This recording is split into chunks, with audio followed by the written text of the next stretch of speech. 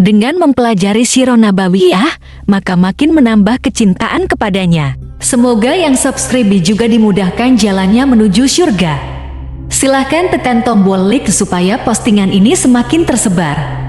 Dan tulis doa serta hajat pemirsa di kolom komentar. Semoga semakin banyak yang mengaminkan, maka semakin cepat terkabul. Nabi Sulaiman alaihi salam adalah manusia terkaya sepanjang sejarah kehidupan manusia di muka bumi. Dalam beberapa kitab suci seperti Al-Quran, Alkitab, dan Injil, Nabi Sulaiman alaihi salam dijelaskan sebagai manusia terkaya yang pernah hidup di muka bumi.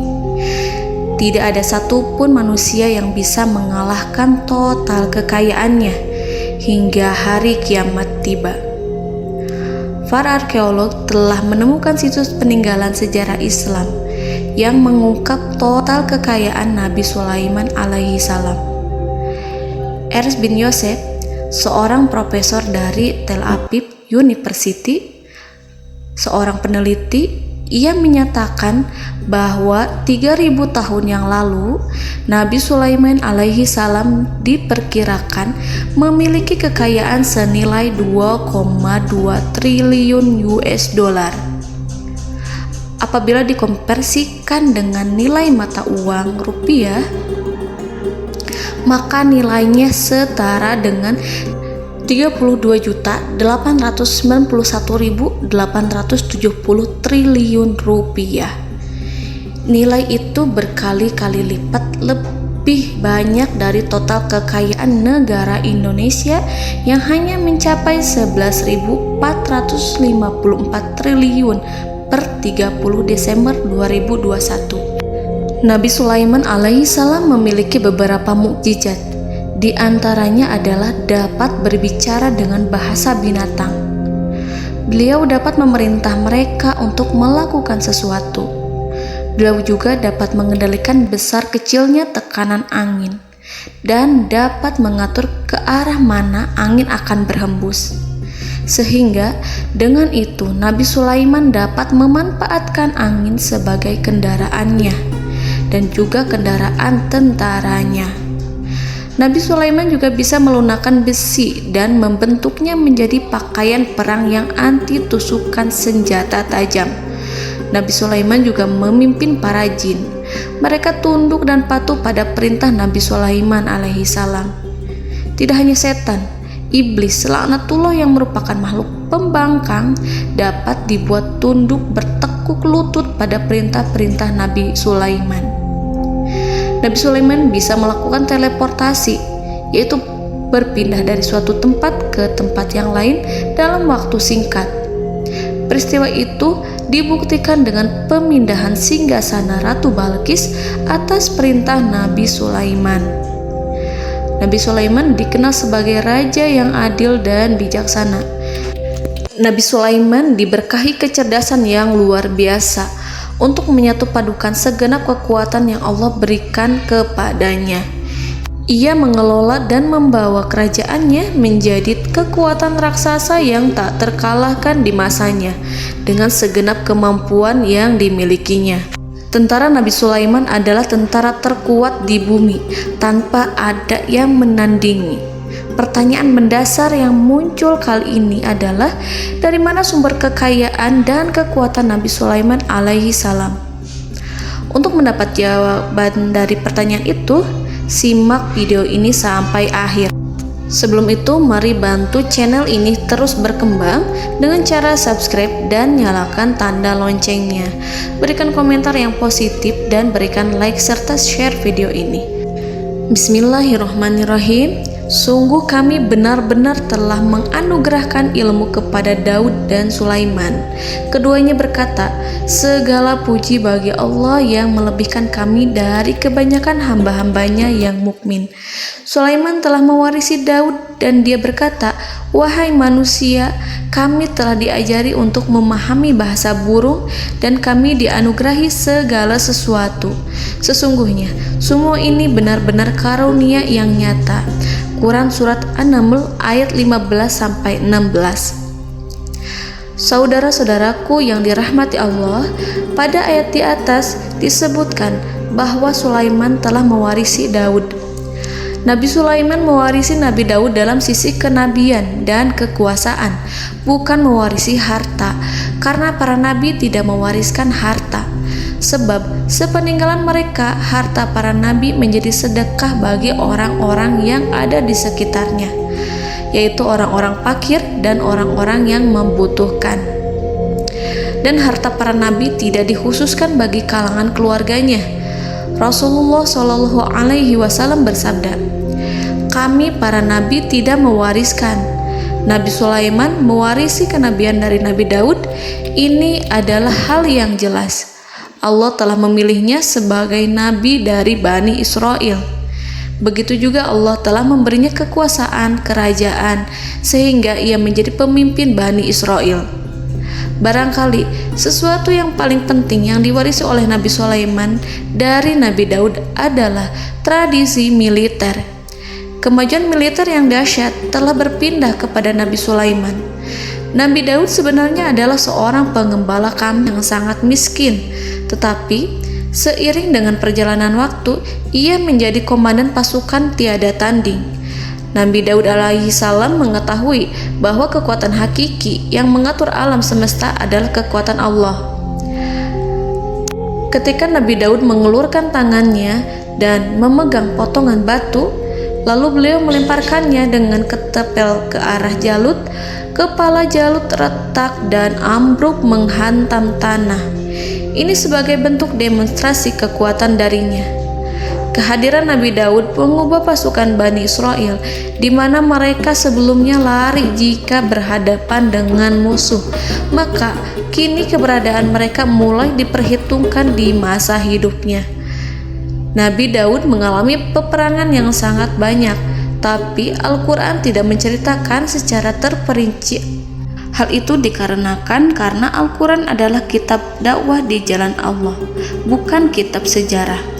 Al-Quran hanya menceritakan di dalam Al-Quran surat Shad ayat 20, "Dan kami kuatkan kerajaannya, kerajaan Daud."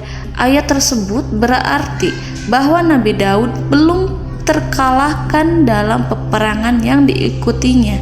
Di samping dukungan yang Allah berikan kepadanya, juga pasukan dan rakyatnya, di mana mereka adalah orang-orang yang bertauhid, menyerahkan diri kepada Allah. Allah Subhanahu wa Ta'ala mengajarkan kepada Nabi Daud hal-hal yang menjadikan pasukannya memiliki keistimewaan yang dengannya mereka dapat mengalahkan pasukan-pasukan lain, pasukan-pasukan besar yang ada di bumi pada saat itu. Allah Subhanahu wa Ta'ala berfirman dalam surat Saba ayat 10, "Dan kami telah melunakkan besi untuknya." Baju besi mungkin akan menjadi masalah dalam benak kita. Ketika orang-orang yang berperang, baju besi cukup mengganggu gerakan mereka. Kita bisa membayangkan ketika ada dua orang berperang, salah satu dapat bergerak bebas, sementara yang lainnya tidak leluasa bergerak karena tertahan dengan pakaiannya. Namun, dengan kekuasaan Allah, Nabi Daud dapat melunakkan besi dan membuat baju besi yang ringan, yang mudah untuk digunakan. Ini adalah kemajuan penting yang Allah berikan kepada Nabi Daud dan tentaranya. Kemajuan itu kemudian diajarkan, diwariskan dan dimiliki oleh Nabi Sulaiman alaihi salam. Nabi Sulaiman memiliki pasukan dahsyat yang melebihi pasukan manapun di bumi saat itu, atau bahkan mungkin saat ini. Bahkan Allah menambahkan karunia-Nya kepada Nabi Sulaiman yang disebutkan dalam Al-Quran surat An-Naml ayat 16. Dan Sulaiman telah mewarisi Daud, dan dia berkata, "Wahai manusia, kami telah diberi pengertian tentang suara burung, dan kami diberi segala sesuatu. Sesungguhnya ini benar-benar suatu karunia yang nyata." Saudara-saudaraku yang dirahmati Allah, pada suatu hari Nabi Sulaiman alaihi salam menengadahkan tangannya dan berdoa kepada Allah Subhanahu wa Ta'ala. Antara hati Nabi dan Allah tidak ada penghalang, tidak ada jarak, tidak ada sekatan waktu, tidak ada satupun dari para nabi yang berdoa kepada Allah kecuali doanya pasti dikabulkan. Doa Nabi Sulaiman alaihi salam direkam dalam Al-Quran surat Shad ayat 35. Nabi Sulaiman berkata, "Ya Tuhanku, ampunilah aku, anugerahkanlah kepadaku kerajaan yang tidak dimiliki oleh seorang pun sesudahku."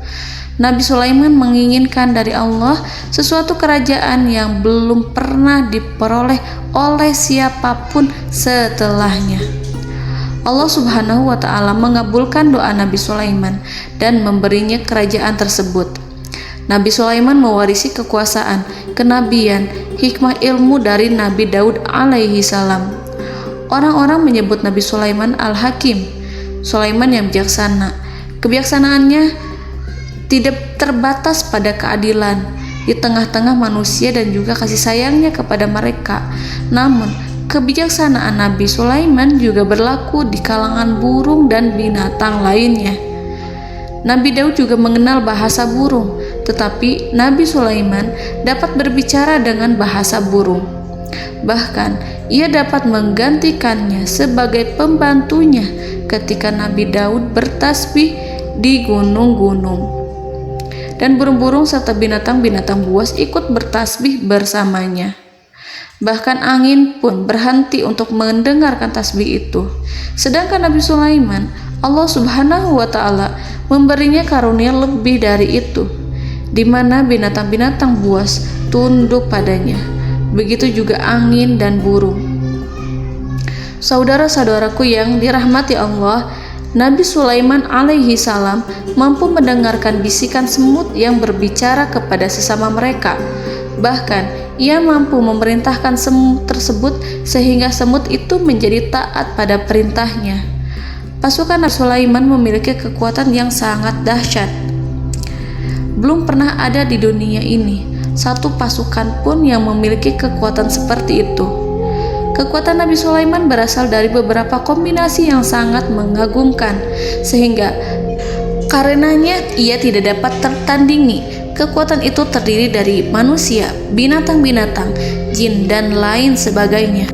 Kita mengetahui bahwa jin adalah makhluk Allah dan manusia tidak mampu melihatnya atau menghadirkannya atau meminta pertolongan kepadanya. Sedangkan Nabi Sulaiman telah diberi Allah suatu kemampuan untuk menundukkan jin, mempekerjakan mereka sebagai tentara di tengah-tengah peperangan. Bahkan ia mampu menjadikan mereka sebagai pekerja-pekerja kasar di kerajaannya saat tidak ada peperangan. Oleh sebab itu, ketika ada pasukan lain yang mencoba melawan pasukan Nabi Sulaiman, mustahil mereka akan mendapatkan kemenangan. Bahkan pasukan Nabi Sulaiman diperkuat oleh pasukan burung. Burung di pasukan Nabi Sulaiman memerankan tugas penting, yaitu menjadi agen intelijen. Kita mengetahui bahwa peranan informasi saat peperangan adalah hal yang penting. Dari informasi tersebut, pasukan dapat mengetahui keadaan lawannya. Demikianlah peranan burung pada pasukan Sulaiman. Ia terbang di tengah-tengah musuh. Kemudian, ia kembali kepada Nabi Sulaiman untuk menyampaikan berita tentang keadaan lawannya. Di samping jin dan burung, Allah juga menundukkan angin untuk Nabi Sulaiman. Nabi Sulaiman dapat memerintahkan angin dan ia mampu untuk menaiki angin tersebut. Dalam Al-Quran surat Shad ayat 36-40, Allah Subhanahu wa Ta'ala berfirman, "Kami tundukkan kepada angin yang berhembus dengan baik menurut kemana saja yang dikehendaki Sulaiman. Dan kami tundukkan pula kepadanya setan-setan, semuanya ahli bangunan dan penyelam, dan setan yang lain yang terikat dalam belenggu. Inilah anugerah kami, maka berikanlah kepada orang lain atau tahanlah untuk dirimu tanpa perhitungan, dan sesungguhnya dia mempunyai kedudukan yang dekat pada sisi kami dan tempat kembali yang baik." Saudara-saudaraku yang dirahmati Allah, Allah Subhanahu wa Ta'ala juga memberikan kemampuan yang tak seorang pun dari para nabi mendapatkannya, yaitu kemampuan untuk memerintah setan. Setan adalah salah satu bagian dari jin. Ia adalah kelompok yang celaka dari bangsa jin.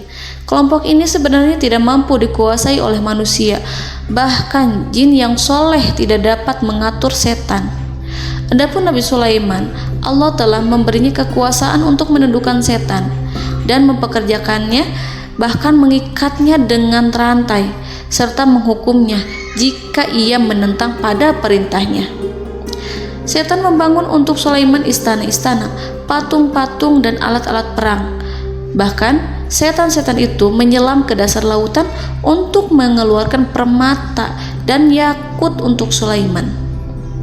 Jika di antara setan yang menentang perintahnya, maka Nabi Sulaiman alaihi salam mengikatnya dengan rantai. Ini semua menunjukkan kekayaan Nabi Sulaiman dan kekuasaannya, di mana ia mampu mengatur banyak makhluk di bumi ini. Tentu saja, kemampuan itu semua adalah atas izin dari Allah Subhanahu wa Ta'ala sebagai mukjizat darinya. Allah Subhanahu wa Ta'ala berfirman dalam Al-Quran surat Saba ayat 12, dan sebagian dari jin adalah yang bekerja di hadapannya di bawah kekuasaannya dengan izin Tuhannya, dan siapa yang menyimpang di antara mereka dari perintah kami, maka kami rasakan kepadanya azab neraka yang apinya menyala-nyala. Para jin itu membuat untuk Sulaiman apa yang dikehendakinya, dari gedung-gedung yang tinggi, patung-patung, dan piring-piring yang besarnya seperti kolam, atau periuk yang tetap berada di atas tungku. Saudara-saudaraku yang dirahmati Allah, Nabi Sulaiman yang bijaksana adalah penguasa yang tak tertandingi di muka bumi. Meskipun memperoleh nikmat-nikmat khusus yang agung itu yang Allah berikan kepada Sulaiman, beliau tetap menunjukkan dirinya sebagai manusia yang paling banyak berzikir kepada Allah dan manusia yang paling banyak bersyukur di zamannya. Saudara-saudaraku yang dirahmati Allah, sebagaimana Allah Subhanahu wa Ta'ala memberikan nikmat kepada ayahnya Nabi Daud alaihi salam, di mana ia mampu melunakkan besi dan Allah mengajarinya bagaimana cara mencairkan besi, maka Nabi Sulaiman alaihi salam dapat memanfaatkan tembaga yang cair untuk peperangan. Dan juga di saat perdamaian, pada saat peperangan, beliau mencampur tembaga dengan besi dan menjadikannya perunggu. Mereka menggunakan senjata-senjata perunggu dalam peperangan seperti pedang, baju besi, dan juga pisau. Senjata-senjata ini adalah senjata yang paling kuat pada saat itu. Sedangkan di saat damai, tembaga digunakan untuk membuat bangunan, perhiasan, dan sebagainya. Meskipun Nabi Sulaiman mendapatkan nikmat yang besar dan karunia yang khusus, Allah Subhanahu wa Ta'ala mengujinya dengan suatu ujian yang dahsyat. Ujian yang akan selalu datang kepada seorang hamba yang soleh. Ketika hamba itu mendapatkan kedudukan besar, maka ujiannya pun menjadi besar. Allah Subhanahu wa Ta'ala menguji Nabi Sulaiman dengan penyakit. Diceritakan oleh Fahru Roji, Nabi Sulaiman diuji dengan suatu penyakit yang keras, di mana kedokteran saat itu tidak dapat dan tidak mampu mengatasinya. Sakitnya Nabi Sulaiman sangat keras sehingga para dokter dari kalangan manusia ataupun jin tidak mampu menghilangkan penyakit itu. Lalu burung-burung menghadirkan rumput-rumput yang dianggapnya sebagai obat, tetapi Nabi Sulaiman tak kunjung sembuh. Semakin hari penyakit Nabi Sulaiman semakin menjadi-jadi, sehingga ketika Nabi Sulaiman duduk di atas kursi, ia duduk bagaikan tubuh tanpa roh. Seakan-akan ia mati karena saking kerasnya penyakit yang dideritanya. Sakit yang diderita oleh Nabi Sulaiman alaihi salam berlangsung sangat lama. Namun Nabi Sulaiman tidak henti-hentinya berzikir. Ia meminta kesembuhan kepada Allah serta beristighfar pada Allah dan mengungkapkan rasa cinta kepadanya. Selesailah ujian Allah terhadap hambanya Nabi Sulaiman. Beliau pun sembuh. Nabi Sulaiman merasakan kembali kesehatannya setelah ia mengetahui segala kejayaan dan segala kekuasaan serta segala kebesarannya tidak lagi mampu menghilangkan penyakit yang dideritanya kecuali jika Allah menghendaki. Saudara-saudaraku yang dirahmati Allah, Nabi Sulaiman telah membangun tempat ibadah, tempat sujud, sehingga manusia menyembah Allah di dalamnya. Orang-orang yang membangunnya berjumlah puluhan ribu orang. Tentu setiap kelompok dari mereka memiliki pekerjaan masing-masing. Di antara mereka ada yang mencairkan tembaga, di antara mereka ada yang tukang pahat, ada yang tukang ukir, ada yang membelah batu, ada yang memotong kayu, ada yang mendatangkan rumput-rumput dari Libanon, ada yang mendatangkan emas dan menjadikannya lempengan-lempengan yang mengkilat untuk menutupi kayu, serta untuk melapisi dinding-dinding. Bahkan golongan jin pun membantu membangun tempat tersebut, tentu dengan perintah dan bimbingan Nabi Sulaiman. Mereka membuat patung-patung yang besar, membuat bejana yang besar untuk tempat makan para tentara dan pekerja, yaitu bejana seperti gunung. Karena saking berat dan besarnya, mereka juga membuat tempat-tempat minum yang besarnya seperti kolam. Nabi Sulaiman mengawasi para pekerjanya dan juga mengurusi masyarakatnya, di mana beliau mengenali problem mereka dan berusaha memecahkannya. Beliau juga mengawasi pasukan dari kalangan binatang dan burung. Beliau mengetahui apabila ada satu di antara mereka yang tidak datang, kemana ia pergi serta mengapa ia pergi. Nabi Sulaiman menguasai pengetahuan itu semua. Nabi Sulaiman bukan hanya mengetahui problem tentara-tentaranya dari kalangan manusia ataupun tentaranya dari kalangan burung, namun ia juga menunjukkan kasih sayang terhadap semut, di mana beliau mendengar bisikannya dan tidak suka untuk menginjaknya. Nabi Sulaiman selalu menundukkan kepalanya ke bumi sebagai bentuk rasa rendah diri dan syukur kepada Allah. Pada suatu hari, Nabi Sulaiman alaihi salam berjalan di depan tentaranya dan tiba-tiba ia mendengar suara semut yang berkata kepada temannya dari kalangan semut. Hal itu terekam dalam Al-Quran surat An-Nahl ayat 18-19. Wahai semut-semut, masuklah ke dalam sarang-sarangmu agar kamu tidak terinjak oleh Sulaiman, sedangkan mereka tidak menyadarinya. Nabi Sulaiman alaihi salam tersenyum mendengar itu dan ia berdoa, "Ya Allah, ya Tuhanku, berilah aku ilham untuk tetap mensyukuri nikmat-Mu yang telah Engkau anugerahkan kepadaku dan kepada kedua orang ibu bapakku, dan untuk mengerjakan amal soleh yang Kau ridhoi, dan masukkanlah aku ke dalam rahmat-Mu, ke dalam golongan hamba-hamba-Mu yang soleh." Saudara-saudaraku yang dirahmati Allah, meskipun Nabi Sulaiman mendapatkan kekuasaan dan memiliki tentara yang besar, namun beliau menunjukkan kasih sayang terhadap bangsa semut. Beliau mendengarkan bisikannya dan melihat semut yang ada di depannya. Oleh karena itu, tak mungkin baginya untuk menginjak golongan semut itu. Nabi Sulaiman bersyukur kepada Allah telah memberinya nikmat, yaitu nikmat rahmat dan kasih sayang. Di samping itu, Nabi Sulaiman alaihi salam adalah orang paling kaya di dunia. Istananya terbuat dari kayu gaharu yang memiliki wangi harum. Istananya terbuat dari emas yang terkadang dari kristal. Beliau juga memiliki kursi besar yang terbuat dari emas dan permata. Istana Nabi Sulaiman merupakan istana yang paling besar di dunia. Nabi Sulaiman menggunakan pakaian dari emas dan permata. Meskipun demikian, Nabi Sulaiman tetap menunjukkan sebagai hamba yang berserah diri dan rendah diri di hadapan Allah Subhanahu wa Ta'ala, dan sederhana di depan manusia. Nabi Sulaiman yang merendahkan diri di hadapan Allah, ia selalu sujud kepada Allah sebagaimana ayahnya yang selalu bertasbih pada Allah. Nabi Sulaiman selalu melantunkan lagu-lagu cinta ilahi dan hanya memuji Allah Subhanahu wa Ta'ala.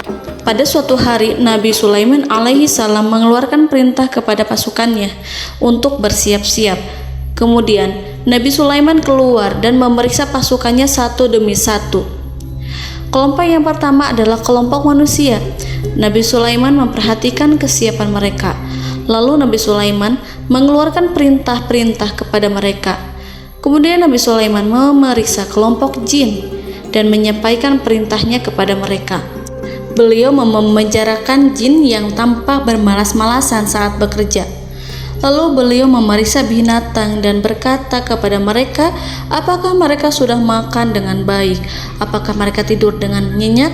Apakah ada yang mengadu pada mereka, misalkan karena penyediaan suatu ataukah karena makanan yang tidak layak? Apakah ada di sana yang sakit dan lain sebagainya? Semuanya diperiksa oleh Nabi Sulaiman. Ketika Nabi Sulaiman merasa puas dengan semuanya, Nabi Sulaiman memasuki tenda tempat berkumpulnya para burung.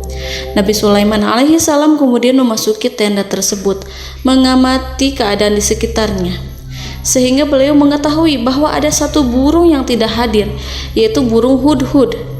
Nabi Sulaiman berkata yang diabadikan dalam Quran surat An-Naml ayat 20. Mengapa aku tidak melihat burung hudhud?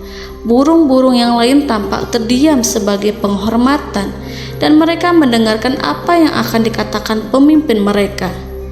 Nabi Sulaiman mengarahkan pandangannya pada semua burung dan tidak menemukan burung hudhud di antara mereka. Tak seekor burung pun yang mengetahui keberadaannya. Burung hudhud absen pada apel wajib kali ini. Nabi Sulaiman mulai menampakkan kemarahannya.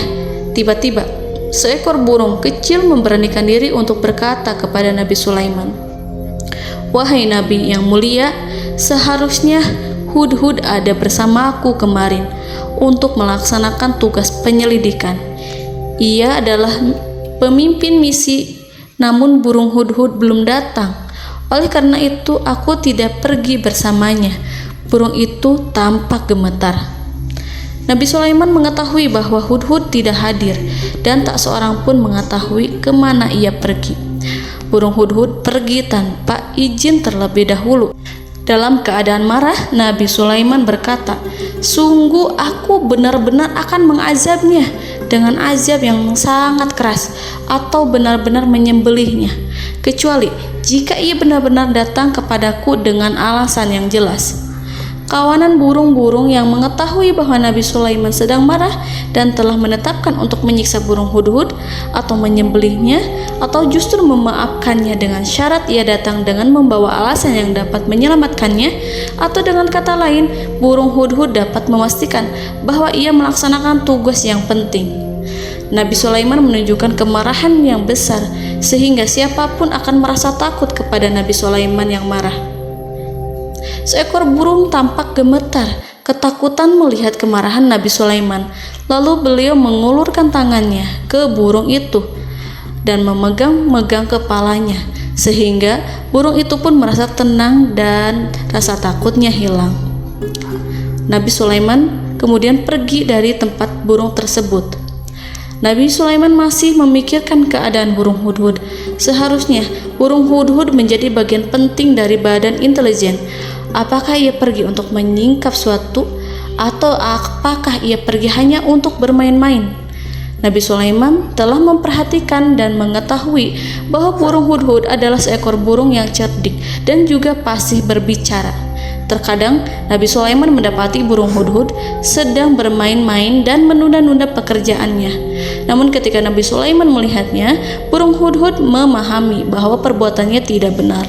Oleh karena itu, ia tidak boleh menyampur adukan antara waktu serius dan waktu bermain.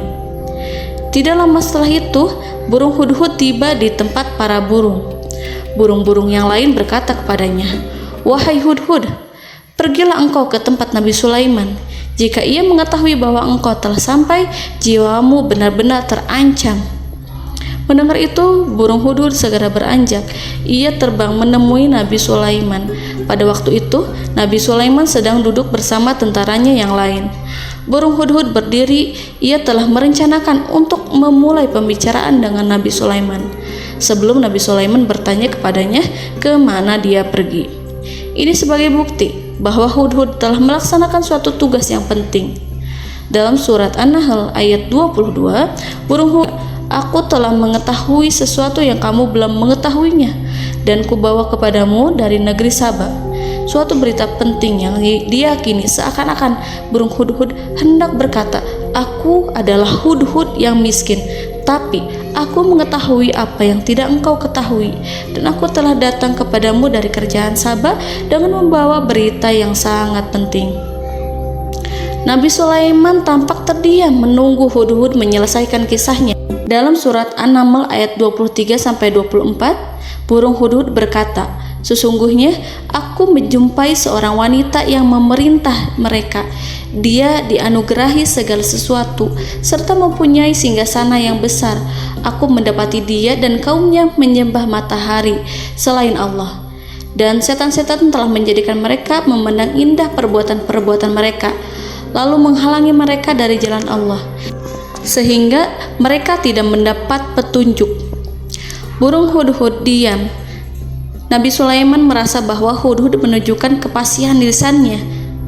Nabi Sulaiman berkata dalam Quran surat An-Nahl ayat 27 sambil menunjukkan senyum manisnya. Nabi Sulaiman berkata, "Akan kami lihat apakah kamu benar wahai Hudhud, ataukah kamu termasuk orang-orang yang berdusta." Seakan-akan burung Hudhud ingin mengatakan, "Aku tidak berbohong, wahai Nabi yang mulia."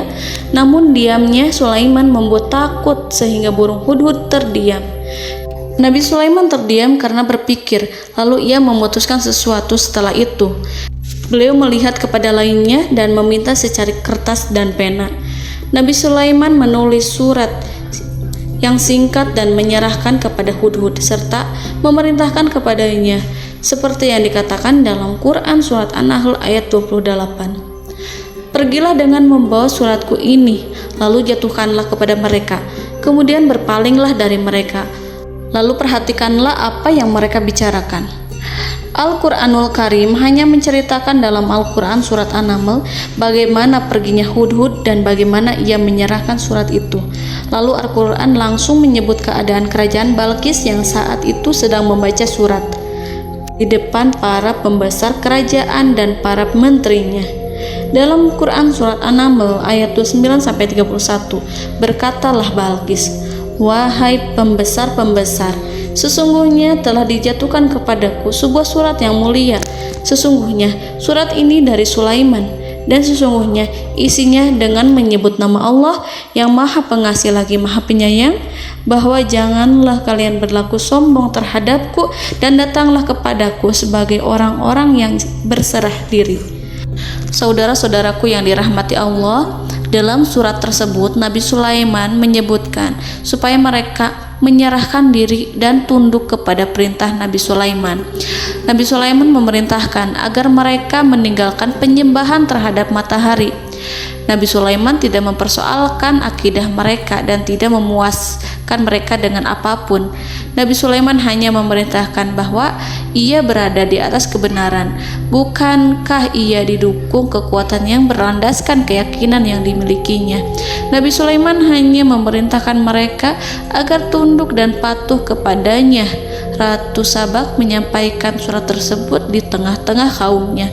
Dalam Quran surat An-Naml ayat 32 dijelaskan, "Dan berkatalah Balqis, wahai para pembesar, berilah aku pertimbangan dalam urusanku ini. Aku tidak pernah memutuskan sesuatu persoalan sebelum kamu berada dalam majelisku." Saudara-saudaraku yang dirahmati Allah, para pembesar istana Balqis menentang surat tersebut.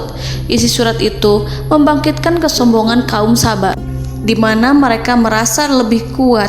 Mereka mengetahui bahwa di sana ada seorang yang mencoba menentang mereka dan mengisyaratkan peperangan kepada mereka. Lalu ia meminta kepada mereka untuk memenuhi syarat-syaratnya sebelum terjadinya peperangan dan kekalahan. Dalam surat An-Nahl ayat 33, mereka menjawab, "Kita adalah orang yang memiliki kekuatan dan juga memiliki keberanian yang sangat besar dalam peperangan, dan keputusan berada di tanganmu, wahai ratuku. Maka pertimbangkanlah apa yang akan kamu perintahkan." Saudara-saudaraku yang dirahmati Allah, para pembesar kaum Saba seakan ingin berkata, "Kita siap untuk melaksanakan perang." Tampaknya ratu itu memiliki kebijakan yang lebih baik dari pembesar kaumnya. Surat Sulaiman itu membuatnya berpikir lebih jernih dan lebih berhati-hati. Ia berusaha sebisa mungkin menghindari peperangan. ratu itu berpikir dalam tempo yang lama.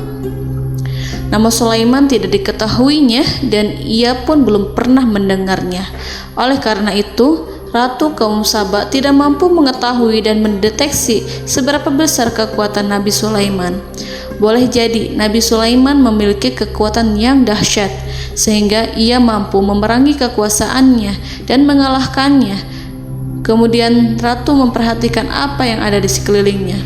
Ia melihat kemajuan masyarakatnya dan juga kekayaannya. Barangkali ia mengira bahwa Nabi Sulaiman iri terhadap kemajuan dan kekayaannya itu, sehingga Nabi Sulaiman ingin menyerangnya. Setelah mempertimbangkan isi surat Nabi Sulaiman dengan cermat, Ratu Saba memilih untuk tidak bersikap ceroboh dan bodoh. Ratu lebih suka untuk menggunakan bahasa kelembutan. Ia mengirim kepada Nabi Sulaiman suatu hadiah yang besar. Ratu mengira bahwa Nabi Sulaiman seorang yang ambisius, yang boleh jadi ia telah mendengar tentang kekayaan kerajaan Saba. Para utusan pergi dengan membawa hadiah dari Ratu Saba. Ratu berharap agar mereka dapat memasuki kerajaan Nabi Sulaiman dan akan mengetahui kondisi kerajaannya. Saat mereka pulang, Ratu ingin mendengar secara langsung dari mereka tentang bagaimana keadaan kaum Nabi Sulaiman dan pasukannya. Setelah mendapatkan informasi yang cukup, maka Ratu Balqis dapat membuat sesuatu keputusan yang tepat. Ratu menyembunyikan apa yang terlintas dalam pikirannya, lalu ia berbicara kepada pembesar istananya bahwa ia dapat menyingkap niat jahat Raja Sulaiman melalui cara mengirimkan hadiah kepadanya. Ratu lebih memilih cara tersebut dan menunggu reaksi dari Nabi Sulaiman. Ratu berhasil memuaskan para pembesar istana dan untuk sementara ia menghilangkan ide untuk berperang. Karena para raja jika menyerang suatu desa, maka pemimpin desa tersebut adalah orang yang paling banyak mendapatkan kehinaan. Akhirnya, para pembesar kaumnya merasa puas dengan pikiran Ratu Balqis. Saudara-saudaraku yang dirahmati Allah, dalam surat An-Naml ayat 34-35 dijelaskan, Ratu Balqis berkata, "Sesungguhnya raja-raja apabila memasuki suatu negeri, niscaya mereka akan membinasakannya dan menjadikan penduduknya yang mulia menjadi hina. Dan demikian pula lah yang akan mereka perbuat. Dan sesungguhnya aku akan mengirim utusan kepada mereka dengan membawa hadiah, dan aku akan menunggu apa yang akan dibawa kembali oleh utusan itu." Kemudian sampailah hadiah dari Ratu Balqis kepada Nabi Sulaiman. Para intelijen Nabi Sulaiman memberitahunya bahwa utusan Balqis datang dengan membawa hadiah. Nabi Sulaiman langsung mengetahui bahwa Ratu Balqis itu sengaja mengirim orang-orangnya untuk mengetahui atau untuk mendapatkan informasi tentang kekuatannya. Lalu setelah itu ia akan mengambil keputusan atau mengambil sikap kepada kerajaan Sulaiman. Nabi Sulaiman segera memanggil semua pasukannya untuk berkumpul. Utusan Balqis segera memasuki istana Nabi yang dipenuhi dengan pasukan yang besar bersenjata. Melihat itu, utusan Ratu Balqis tercengang dan terkejut ketika mereka melihat kekayaan yang mereka bawa tidak ada apa-apanya dibandingkan dengan kerajaan Nabi Sulaiman. Hadiah mereka tampak tidak berarti.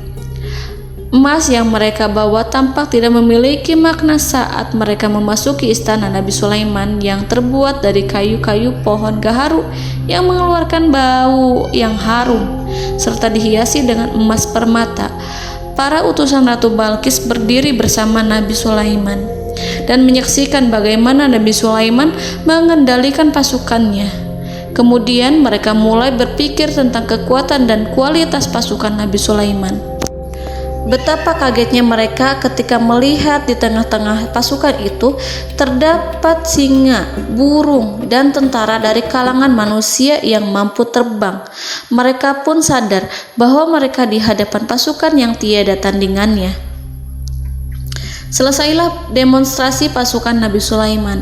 Kemudian para utusan ratu dipersilahkan maju ke tempat hidangan makanan. Para utusan itu sangat terkejut ketika melihat berbagai macam makanan dari penjuru dunia ada di depannya. dan di antara makanan itu terdapat pula makanan yang biasa ditemukan di negeri mereka. Tetapi mereka melihat bahwa makanan itu memiliki rasa yang lebih istimewa. Selain itu, piring-piring yang ada di depan mereka dan dijadikan tempat makan tersebut terbuat dari emas, dan mereka dilayani oleh laki-laki yang berhias dengan emas. Di meja makan itu terdapat burung, ikan laut, dan berbagai macam daging yang mereka tidak mampu lagi membedakan daging apa itu. Nabi Sulaiman tidak makan bersama mereka, tapi beliau makan dengan menggunakan piring yang terbuat dari kayu. Beliau memakan roti yang kering yang dicampur dengan minyak. Inilah makanan yang dipilih Nabi Sulaiman. Makan bersama mereka dalam keadaan diam, mereka merasa kehadiran Nabi Sulaiman menciptakan suatu wibawa yang luar biasa. Selesai perjamuan itu, lalu dengan sangat malu mereka menyerahkan hadiah dari Ratu Balqis kepada Nabi Sulaiman. Hadiah itu berupa emas yang bagi mereka hadiah itu sangat bernilai tinggi. Tapi di sini hadiah itu tampak kecil di hadapan kekayaan-kekayaan Nabi Sulaiman yang sangat mengagumkan. Nabi Sulaiman memperhatikan hadiah dari Ratu Balqis itu dan berkata dalam Quran surat An-Naml ayat 36. Maka tatkala utusan itu sampai pada Sulaiman, Sulaiman berkata, "Apakah patut kamu menolong aku dengan harta? Maka apa yang diberikan Allah kepadaku lebih baik daripada apa yang diberikannya kepadamu. Tetapi kamu merasa bangga dengan hadiahmu." Saudara-saudaraku, Raja Sulaiman menyingkap dengan kata-katanya yang singkat. Itu penolakannya terhadap hadiah mereka. Ia memberitahu utusan itu bahwa ia tidak menerima hadiah tersebut.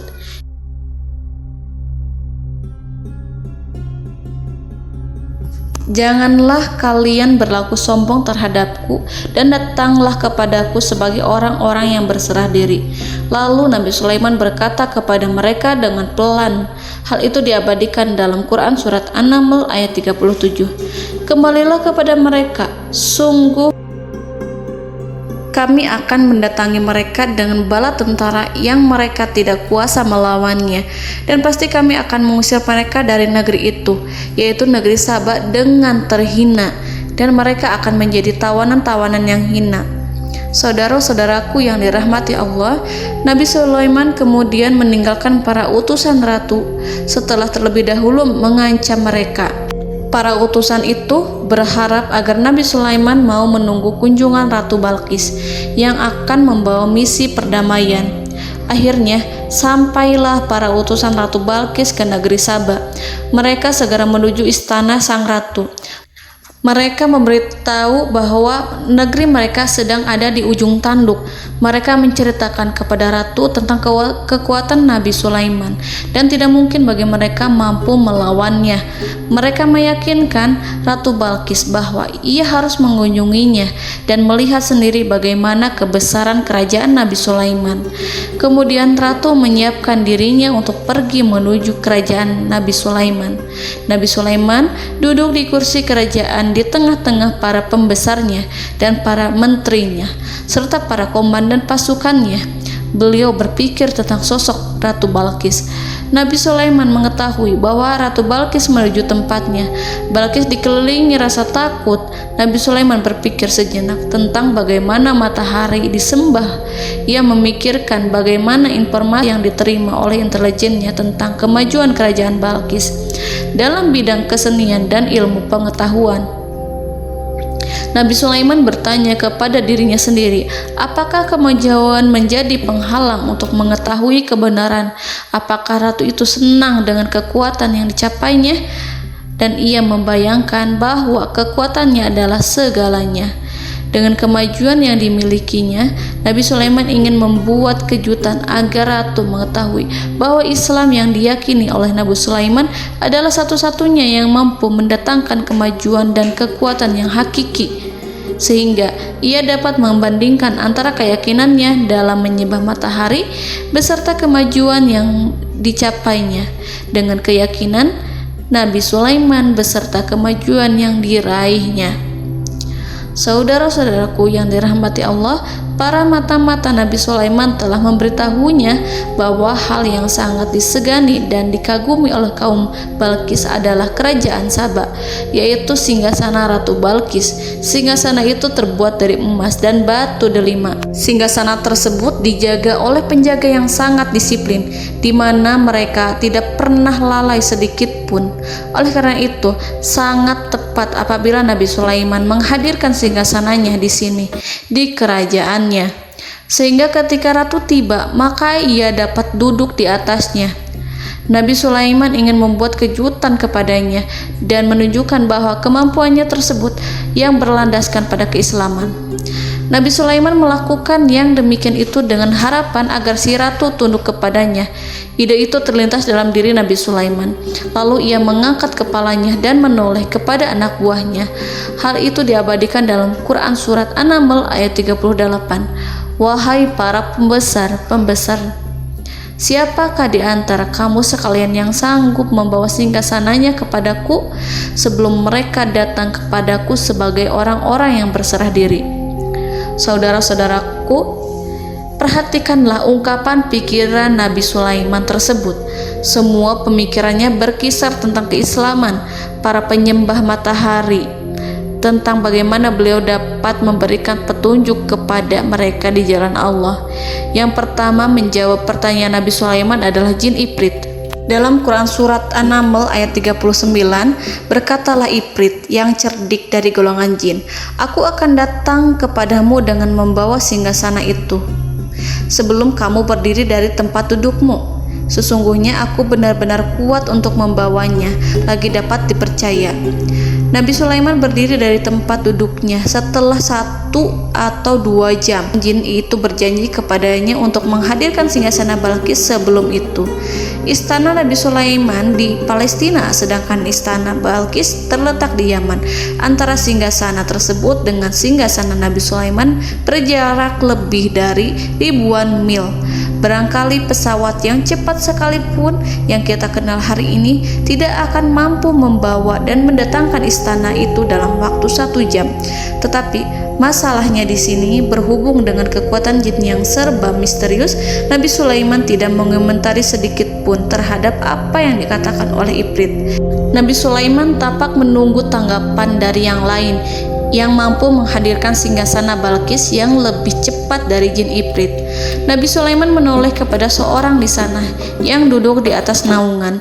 Hal itu diceritakan dalam Quran Surat An-Naml ayat 40.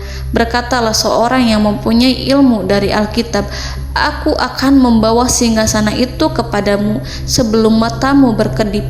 Maka tatkala Sulaiman melihat singgasana itu terletak di hadapannya, ia pun berkata, ini termasuk karunia Tuhanku untuk memuji aku. Apakah aku akan bersyukur atau mengingkari nikmatnya? Dan barang siapa yang bersyukur, maka sesungguhnya dia bersyukur untuk kebaikan dirinya sendiri. Dan barang siapa yang ingkar, maka sesungguhnya Tuhanku maha kaya lagi maha mulia. Saudara-saudaraku, belum lama seorang yang mempunyai ilmu dari Alkitab menyatakan kalimatnya, sehingga singgasana itu tiba-tiba ada di depan Nabi Sulaiman yang mampu menghadirkan singgasana itu lebih cepat dari kedipan mata. Al-Quranul Karim tidak menyingkap kepribadian seorang yang menghadirkan singgasana itu.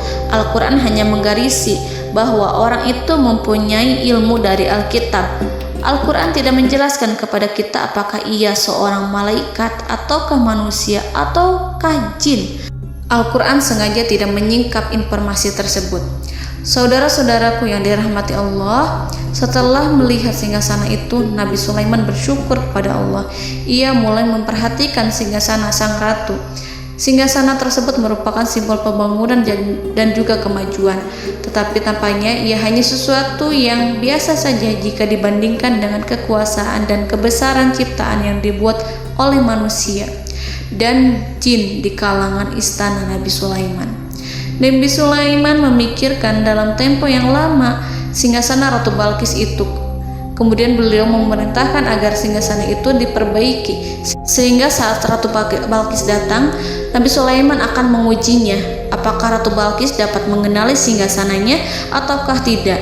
Dalam Al-Quran surat An-Naml ayat 41, Nabi Sulaiman berkata, "Ubahlah baginya singgasananya, maka kita akan melihat apakah dia mengenal ataukah dia termasuk orang-orang yang tidak mengenalnya."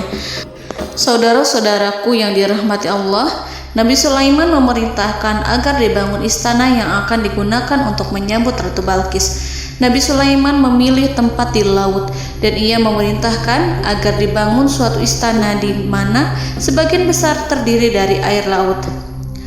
Nabi Sulaiman memerintahkan agar lantainya itu terbuat dari kaca yang tebal dan kuat, sehingga orang-orang yang berjalan di atas istana itu akan dapat melihat di bawahnya ada ikan-ikan yang berwarna-warni yang berenang-renang ke sana kemari, dan mereka akan melihat rumput-rumput laut yang bergerak-gerak. Akhirnya, selesailah pembangunan istana itu. Saking bersihnya kaca lantainya sehingga tampak di sana tidak ada kaca. Burung hudhud memberitahu Nabi Sulaiman bahwa Ratu Balqis telah sampai di dekat kerajaannya. Kemudian Ratu Balqis datang. Al-Quran tidak menyebutkan keadaan Nabi Sulaiman saat menyambut Balqis, namun Al-Quran menunjukkan dua sikap Ratu Balqis ketika pertama kali datang. Yang pertama, bagaimana sikap Ratu Balqis ketika pertama kali melihat singgasananya yang datang mendahuluinya, padahal ia telah meninggalkan pengawalnya untuk setia menjaga singgasana itu. Keadaan kedua adalah keadaan ketika di depan istana yang dibangun untuk menyambut Ratu Balqis. Istana itu penuh dengan permata dan banyak ikan berenang di bawahnya. Dalam Quran surat An-Naml ayat 42 dijelaskan, dan ketika Balqis datang, ditanyakanlah kepadanya, "Serupa inikah singgasanamu?" Balqis menjawab, "Seakan-akan singgasana ini adalah singgasanaku. Kami telah diberi pengetahuan sebelumnya dan kami adalah orang-orang yang berserah diri." Saudara-saudaraku, pada dialek di atas, Balqis melihat singgasananya dan ia tercengang saat mengetahui bahwa itu adalah singgasana miliknya. Namun kemudian ia mulai ragu karena melihat tidak sepenuhnya itu singgasana miliknya. Jika itu benar-benar miliknya, lalu bagaimana ia datang mendahuluinya? Dan bila bukan singgasananya, maka bagaimana Sulaiman dapat meniru sepersis dan seteliti itu? Padahal Sulaiman tidak pernah sekalipun ke kerajaannya. Nabi Sulaiman berkata saat melihat Balqis mengamati singgasananya, "Apakah ini singgasanamu?" Balqis terlihat sangat kebingungan, namun setelah itu ia menjawab, "Sepertinya benar." Nabi Sulaiman berkata, "Kami telah diberi ilmu sebelumnya dan kami sebagai orang-orang muslim." Saudaraku yang dirahmati Allah, melalui pertanyaan Nabi Sulaiman ingin mengisyaratkan kepada Balqis agar ia membandingkan antara keyakinannya beserta ilmu yang dicapainya dengan keyakinan Nabi Sulaiman yang muslim beserta pengetahuan yang telah diraihnya. Penyembahan terhadap matahari dan pencapaian ilmu yang dicapai oleh Ratu Balqis tanpa tidak ada apa-apanya dibandingkan dengan ilmu Nabi Sulaiman dan keislamannya. Nabi Sulaiman telah mendahuluinya dalam bidang ilmu karena keislamannya.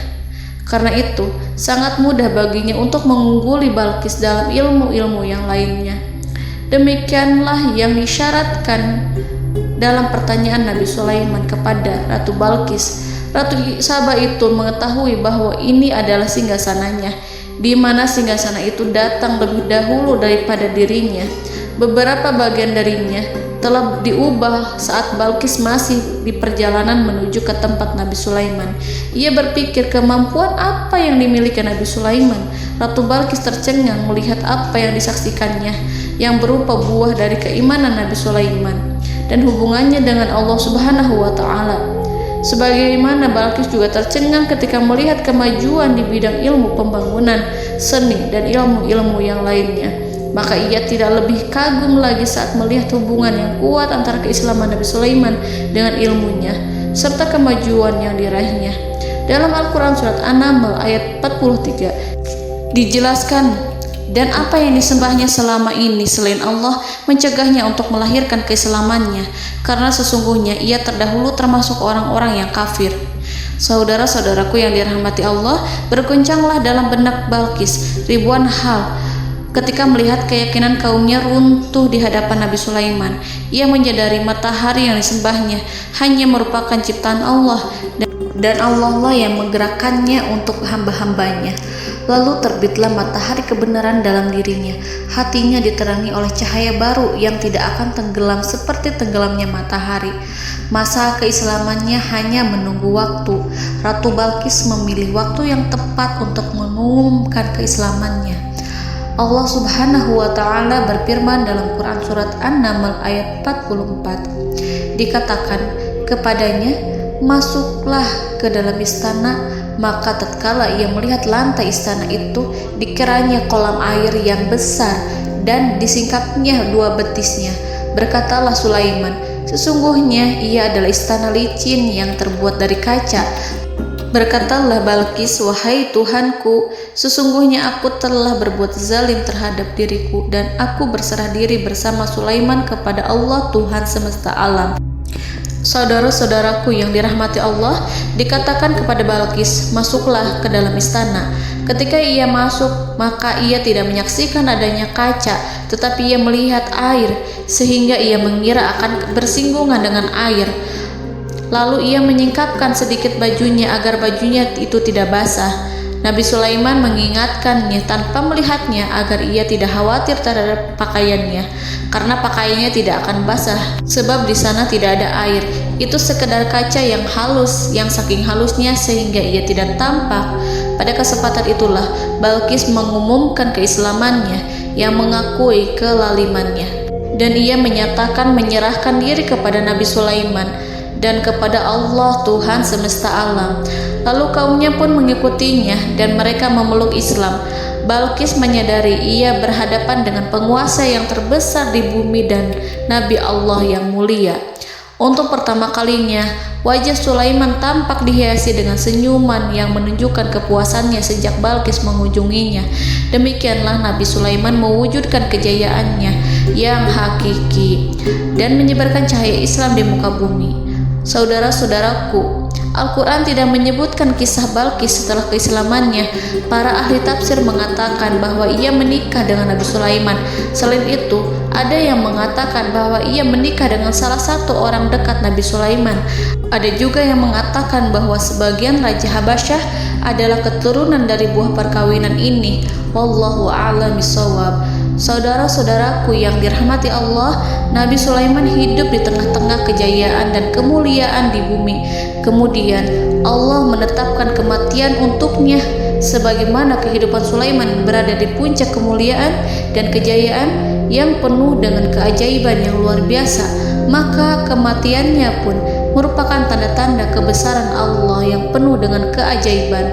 Demikianlah bahwa kematiannya sesuai dengan kehidupannya, sesuai dengan kejayaannya. Allah berfirman tentang kematian Sulaiman di dalam Al-Quran Surat Saba ayat 14. Maka tatkala kami telah menetapkan kematian Nabi Sulaiman, tidak ada yang menunjukkan kepada mereka kematiannya itu kecuali rayap yang memakan tongkatnya. Maka tatkala ia telah tersungkur, tahulah jin bahwa kalau sekiranya mereka mengetahui yang gaib, tentulah mereka tidak akan tetap dalam siksa yang menghinakan. Saudara-saudaraku, kemampuan Nabi Sulaiman untuk menundukkan jin dan mempekerjakan mereka serta hubungan mereka dengan semua itu menimbulkan fitnah di tengah-tengah manusia dalam hal tertentu. Kematian Nabi Sulaiman merupakan batasan jawaban terhadap fitnah ini. Kami tidak mengetahui siapa yang mengklaim bahwa jin mengetahui hal yang gaib. Apakah itu setan yang terkutuk, atau jin yang bodoh, atau manusia yang tertipu? Kami tidak mengetahui siapa yang bertanggung jawab terhadap tersebarnya isu yang keliru ini. Yang kita ketahui adalah bahwa hal tersebut adalah mempengaruhi sebagian manusia dan jin. Barangkali manusia berkata kepada diri mereka, selama jin melakukan perbuatan yang luar biasa ini, maka apa gerangan yang menjadikan mereka tidak mengetahui hal yang gaib itu? Manusia itu lupa bahwa kunci kegaiban berada di tangan Allah. masalah ilmu gaib tidak akan mampu dikuasai oleh jin dan manusia. Hanya Dia yang mengetahuinya, dan manusia diberitahu hanya sedikit sekali. Saudara-saudaraku yang dirahmati Allah, seakan-akan Allah telah merencanakan bahwa kematian Sulaiman bertujuan untuk menghancurkan pemikiran itu, yaitu pemikiran bahwa jin mengetahui hal-hal yang gaib. Jin bekerja untuk Nabi Sulaiman selama beliau hidup, dan tatkala beliau meninggal, maka tugas mereka menjadi bebas. Nabi Sulaiman meninggal tanpa diketahui oleh jin, sehingga mereka tetap bekerja untuk mereka, tetap mengabdi kepada Sulaiman. Seandainya mereka mengetahui hal yang gaib, niscaya mereka tidak akan meneruskan pekerjaan mereka. Saudara-saudaraku, pada suatu hari Nabi Sulaiman memasuki mihrabnya untuk itikaf ibadah dan beribadah kepada Allah. Tak seorang pun yang berani mengganggu khalwatnya. Mihrab Sulaiman terletak di puncak gunung dan dindingnya terbuat dari permata. Pada suatu hari, Nabi Sulaiman duduk bersandar pada tongkatnya dan ia tampak tenggelam dalam tafakur. Beliau berzikir pada Allah hingga rasa kantuk menguasainya. Lalu setelah itu malaikat maut menemuinya. Nabi Sulaiman pun meninggal. Beliau bersandar kepada tongkatnya. Jin melihatnya dan mengira bahwa beliau sedang sholat, sehingga mereka pun terus melanjutkan pekerjaannya. Berlalulah hari demi hari yang panjang. Datanglah rayap, yaitu semut kecil yang memakan kayu. Hewan itu mulai memakan tongkat Nabi Sulaiman. Rayap itu tampak lapar. Sebagian dari tongkat Nabi Sulaiman dimakan beberapa hari oleh rayap itu. Ketika yang dimakannya semakin bertambah, maka tongkat itu pun menjadi rusak dan kemudian jatuh dari tangan Nabi Sulaiman alaihi salam. Tubuh mulia itu kehilangan keseimbangan dan kemudian jatuh terhempas di bumi. Tatkala tubuh suci itu tersungkur, maka manusia segera menuju ke arahnya. Mereka menyadari dan mengetahui bahwa Nabi Sulaiman telah meninggal dalam waktu yang lama. Jin menyadari bahwa mereka tidak mengetahui hal yang gaib, dan manusia pun mengetahui hakikat ini. Seandainya jin mengetahui hal yang gaib, niscaya ia tidak akan meneruskan siksa yang hina. Mereka tidak akan bekerja kepada Sulaiman. Demikianlah Nabi Sulaiman alaihi salam meninggal dalam keadaan duduk dan sholat di mihrabnya. Lalu berita itu tersebar bagaikan api di bumi. Manusia, burung, dan binatang buas mengantarkan jenazah Nabi Sulaiman. Sekawanan burung tampak sedih dan menangis. Semua makhluk bersedih. Akhirnya tak seorang pun mengetahui bahasa burung di bumi. Meninggallah seorang yang memahami pembicaraan burung, binatang-binatang, jin, dan lain sebagainya. Burung-burung itu berkata, betapa beratnya kehidupan di tengah orang-orang yang tidak mengetahui pembicaraan kita. Allahu a'lam.